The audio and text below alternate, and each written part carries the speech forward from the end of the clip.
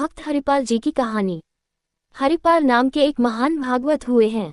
उन्होंने अपने गुरुजनों से पूछा, भगवत प्राप्ति का सरल उपाय क्या है। उनके गुरुदेव ने उत्तर दिया, संत सेवा। संत सेवा ही निश्चित रूप से भगवत प्राप्ति का उपाय है। जहाँ संतों की मंडली होती है वहाँ ईश्वर की कृपा अवश्य होती है। जहाँ संतों की मंडली होती है वहाँ भगवान का वास होता है। हरिपाल जी संतों की सेवा करने लगे। संत जन उनकी सेवा से प्रसन्न होकर एक दूसरे को उनकी सेवा के बारे में बताने लगे। धीरे धीरे उनकी सेवा की ख्याति दूर दूर तक फैलने लगी। अब केवल एक या दो संत नहीं बल्कि पूरी संत मंडली उनके यहाँ एकत्रित होने लगी। अन्य तीर्थों से आने वाले श्रद्धालु भी हरिपाल जी के स्थान पर रुकते, क्योंकि वहाँ संत सेवा और भगवत भजन का अद्भुत वातावरण था। हरिपाल जी ने संत सेवा के लिए अपनी सारी संपत्ति समर्पित कर दी। हरिपाल जी संत सेवा में इतने तल्लीन हो गए कि जो भी उनके पास अन्न, धन या संपत्ति थी वह सब धीरे धीरे समाप्त हो गई। संतों की भीड़ रोज बढ़ती गई। उन्होंने अपनी जमीन बेच दी, कीमती गहने बेच दिए और जो भी संचित संपत्ति थी उसे संतों की सेवा में लगा दिया।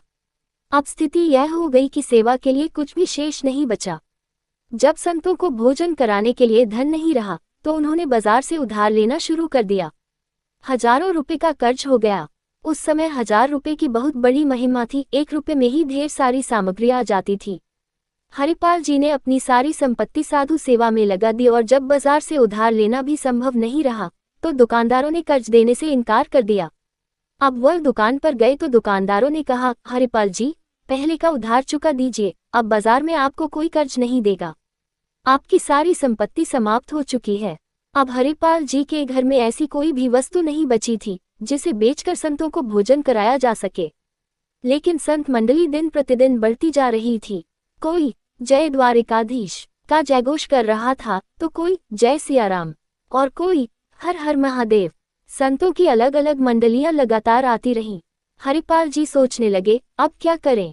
हमने अपनी पूरी संपत्ति संत सेवा में समर्पित कर दी, बाजार से कर्ज भी ले लिया, लेकिन अब कोई उधार भी नहीं दे रहा। संतों को भूखा कैसे जाने दें। चाहे हमें कुछ भी करना पड़े हम उनकी सेवा अवश्य करेंगे। हरिपाल जी का कठिन निर्णय, संत सेवा के लिए दूसरों को लूटना। तब उन्होंने एक कठिन निर्णय लिया। हरिपाल जी ने भी एक भाला लिया और जंगल के मार्ग पर बैठ गए। वे बलिष्ठ शरीर के थे, उनका तेजस्वी रूप देखकर ही लोग भयभीत हो जाते थे। वे किसी को मारते नहीं थे, लोग स्वयं उन्हें देखकर उन्हें धन दे देते थे। और अगर कोई वैष्णव चिन्ह धारण किए होता तो वे उसे कुछ ना कहते। हालांकि उन्होंने यह उपाय तब अपनाया जब अपनी सारी संपत्ति समाप्त हो गई और कर्ज भी चुका पाना असंभव हो गया। पहले उन्होंने पूरी श्रद्धा से अपना घर, धन, गहने सब संत सेवा में समर्पित किए, फिर बाजार से उधार लिया और जब कोई साधन शेष नहीं बचा तब इस उपाय को अपनाया।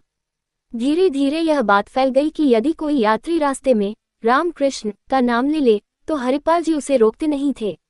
लोग डर के मारे हाथ जोड़ते और राम कृष्ण का उच्चारण करते हुए निकल जाते। यात्रियों को पता था कि यहाँ डाकू भाला लिए खड़ा है, लेकिन ये भी समझ गए थे कि यदि तिलक लगा हो और मुख से हरि नाम निकले तो वह कुछ नहीं कहेगा। धीरे धीरे ये स्थिति ऐसी हो गई कि जंगल से गुजरने वाला हर व्यक्ति तिलक लगाकर और नाम जपते हुए जाने लगा। भले ही वे अपने जीवन में पहले कभी हरिनाम का स्मरण न करते हों, लेकिन इस मार्ग से निकलने के लिए वे अवश्य ही नाम स्मरण करने लगे। इस प्रकार हरिपाल जी के प्रताप से पूरे क्षेत्र में नाम संकीर्तन की धारा बहने लगी। लेकिन इस वजह से अब उनके लिए किसी को भी लूटना मुश्किल हो गया और फिर एक बार संत सेवा के लिए धन की कमी होने लगी। हरिपाल जी के लिए संकट का समय। एक दिन बड़ी संख्या में संत मंडली हरिपाल जी के घर आ पहुंची। हरिपाल जी बड़े हर्षित हुए और अपनी पत्नी से बोले, आज तो हमारे बड़े भाग्य हैं कि इतने संत हमारे घर पधारे हैं। लेकिन अगले ही क्षण चिंता ने उन्हें घेर लिया। भोजन की कोई व्यवस्था नहीं है, बाजार से उधार लेना अब संभव नहीं और हमारे पास कुछ भी नहीं बचा है। पत्नी ने कहा, घर में अन्न का एक भी दाना नहीं है, संतों को भूखा कैसे जाने दें। ये तो बहुत बड़ा अनर्थ हो जाएगा। हरिपाल जी ने कहा, क्यों न पड़ोस से कुछ मांग लें। उनकी पत्नी आस पड़ोस में मदद मांगने गई, लेकिन जैसे ही वे किसी के द्वार पर पहुंचती और कहती, संत आए हैं, लोग दरवाजा बंद कर लेते। पहले ही बहुत बार संत सेवा के नाम पर हरिपाल जी ने बहुत कुछ मांग लिया था, अब कोई भी देने को तैयार न था। थकी हारी वे वापस लौटी और दुखी होकर बोली, अब कोई भी कुछ देने को तैयार नहीं है। आपके संत सेवा के व्यवहार का ऐसा प्रभाव हुआ है कि लोग देखते ही दरवाजा बंद कर लेते हैं। हरिपाल जी मुस्कुराए और बोले, कोई बात नहीं। जब सब रास्ते बंद हो जाते हैं तब केवल भगवान का सहारा होता है। हरिपाल जी अपने मन में विचार कर रहे थे। गुरुदेव ने कहा था कि संत सेवा से भगवान की प्राप्ति होती है। प्रभु, आप मिले या न मिले, लेकिन आज संत हमारे घर से भूखे न जाएं। कोई उपाय नहीं सूझ रहा, प्रभु कृपा करो। हरिपाल जी के जीवन में भगवान की लीला प्रारंभ। उधर भगवान श्री कृष्ण द्वारका में रुक्मिणी जी के साथ विराजमान थे। अचानक उन्होंने सोचा, हरिपाल जी ने पुकार लगाई है, संत सेवा के लिए वे संकट में हैं। भगवान तुरंत अपनी लीला रचने के लिए तैयार हो गए। उन्होंने रत्नों से जटित मुकुट, कुंडल, करधनी, बाजूबंद और दिव्य आभूषण धारण कर लिए।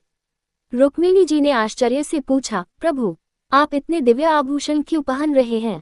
यह नया श्रृंगार क्यों? भगवान मुस्कुराए और बोले, हमारे एक भक्त संकट में हैं, आज हम उनके दर्शन करने जा रहे हैं। रुक्मिणी जी बोली, यदि आप इतने महान भक्त के दर्शन करने जा रहे हैं तो मैं भी चलूंगी। भगवान बोले, तो ठीक है, लेकिन ध्यान रहे कोई भी भगवत चिन्ह धारण मत करना, कोई भगवत चर्चा नहीं करनी, केवल सांसारिक आभूषण पहनकर चलना।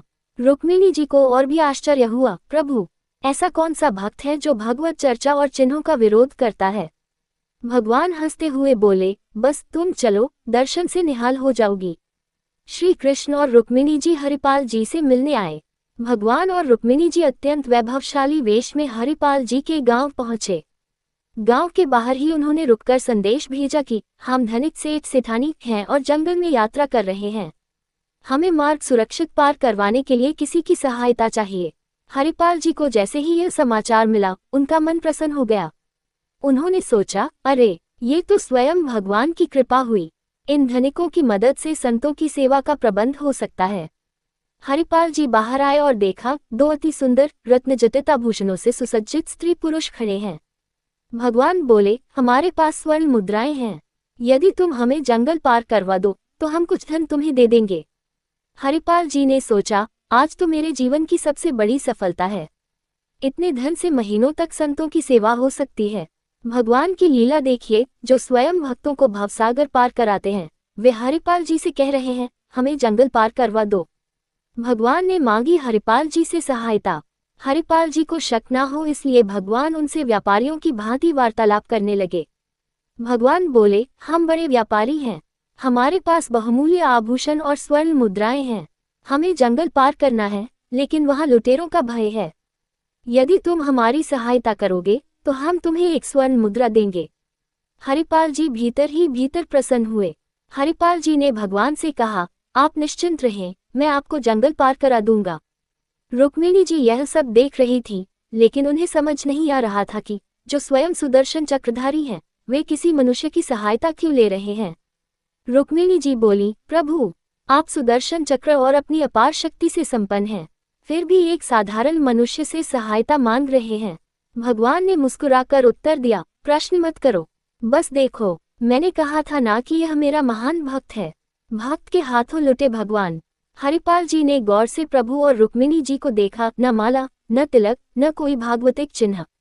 पूरे सांसारिक व्यक्ति लगते हैं। जरूर इनके पास अपार धन होगा। इन्हें लूटने में कोई दोष नहीं, क्योंकि हम इस धन से संतों को भोजन कराएंगे। हरिपाल जी भाला लेकर चल ही रहे थे।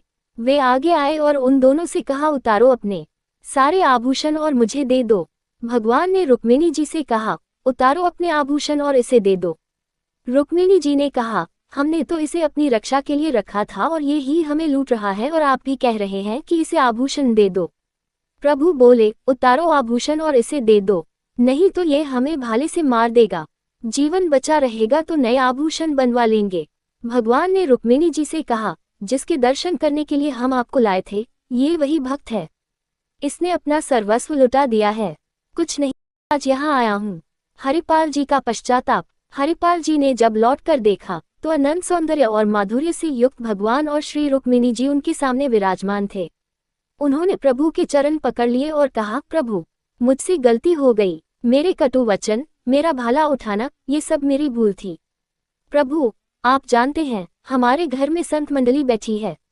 इतना कर्ज हो गया है कि अब कोई हमें उधार भी नहीं देता। पड़ोस से मांगे तो कोई कुछ देने को तैयार नहीं, और जो थोड़ी बहुत संपत्ति थी वह भी समाप्त हो गई। लेकिन संत भूखे न जाएं, प्रभु, इसलिए मैंने ये सब किया। हरिपाल जी के प्रति भगवान का प्रेम। भगवान ने हरिपाल जी को छाती से लगा लिया और कहा, तुम सर्वश्रेष्ठ हो और मेरे प्राणप्रिय भक्त हो। हरिपाल जी ने प्रभु से कहा, प्रभु आपके ये आभूषण मैं नहीं ले सकता।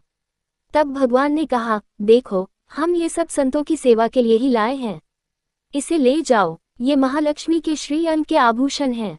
ये कुल परंपरा के अनुसार बढ़ेंगे, कभी घटेंगे नहीं। इन्हें बेचकर अपना सारा कर्ज चुका दो और प्रतिदिन लाखों संतों को भोजन कराओ। अब तुम्हारा ऐश्वर्य कभी घटने वाला नहीं है। हरिपाल जी की प्रार्थना। तब हरिपाल जी ने भगवान से प्रार्थना की, प्रभु, इस घटना के बारे में किसी से मत कहना, नहीं तो सभी भक्त ये कहेंगे कि भगवान अपने भक्तों पर इतना स्नेह लुटाते हैं और यह भक्त भला लेकर उन्हीं भगवान को लूटने निकल पड़ा। भगवान ने कहा, डरो मत। यदि कोई इस चर्चा को सुनेगा भी तो वह तुम्हें आदर्श मानकर संत सेवा करेगा और मेरी प्राप्ति का उपाय सोचेगा, न कि तुम्हारे दोष देखेगा। संतों का सौभाग्य। भगवान के दर्शन के पश्चात हरिपाल जी ने कहा, प्रभु, जब आ ही गए हो तो लगे हाथ भंडारा पाकर जाओ। भगवान मुस्कुराकर बोले, निश्चित रूप से, जहां हमारे संत भोजन करते हैं वहीं हम प्रकट होते हैं। हरिपाल जी की वजह से उस भंडारे में उपस्थित सभी संतों को भगवान का साक्षात्कार हुआ। सभी संतों ने साक्षात द्वारिकाधीश और श्री रुक्मिणी जी के दर्शन किए। भोग बनाया गया और संतों ने तभी भोजन ग्रहण किया जब पहले भगवान ने भोग स्वीकार किया।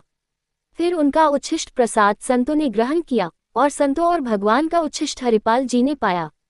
इस कहानी से हमारे लिए सीख, जब भी साधु सेवा का सहयोग बने तो नाच उठो कि हमें आज जीवन का परम लाभ मिला है। साधु सेवा निश्चित रूप से भगवत प्राप्ति कराती है।